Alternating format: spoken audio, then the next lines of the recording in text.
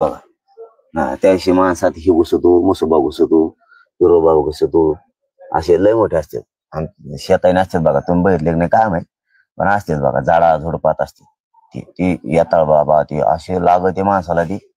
तसं त्यांना दरेकर अंगात घुसलेला आहे त्यांचे, थाय थाय थाय थाय करते. त्यांना चाप कावला भेटला की एकदा, मग त्यांना मेळ लागन कसं भूत उतरत असत. भूत लागलंय भूत. गेल्या अनेक वर्षापासून मराठा समाज आरक्षणाची मागणी करतो. आता तुम्ही मोठं आंदोलन केले. पूर्वीचे सरकार होते, त्यांनी टोलवटोली केली. आताही सत्ताधारी भूमिका घ्यायला तयार नाहीत, विरोधी पक्षही भूमिका घ्यायला तयार नाहीत. आरक्षण देणार का नाही, तुम्हाला काय वाटतं? नाहीच अर्थ दिसतोय, कारण 12 महिने लागतच नाही. द्यायचं असेल तर देवेंद्र फडणवीसांना इतके दिवस लागतच नाही. त्यांचं म्हणणं आहे मलाच का टार्गेट केलं जातं, सत्ताच तुम्ही चालवता, सत्ताच तुम्ही चालवताय. यांच्या कोणाच्याच काही हातात नाही. हे नुसते पुतळे बसलेत म्हणून बसल्यासारखा खेळ आहे. तुमच्याच हातात आहे, कोणाला द्यायचंय का नाही द्यायचं, करायचंय की नाही करायचं.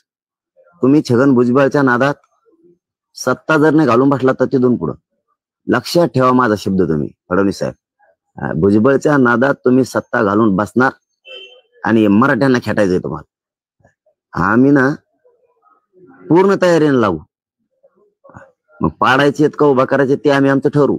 तुमचा कार्यक्रम लालिशा सोडत नाही, कारण तुम्ही आमचा कार्यक्रम लावला. आज 12 महिने झाले, 1-2 दिवस नाही या गोष्टीला. त्याच्यात ते दरेकर भूतमध्ये उठले, ते भूत कोणाला लागत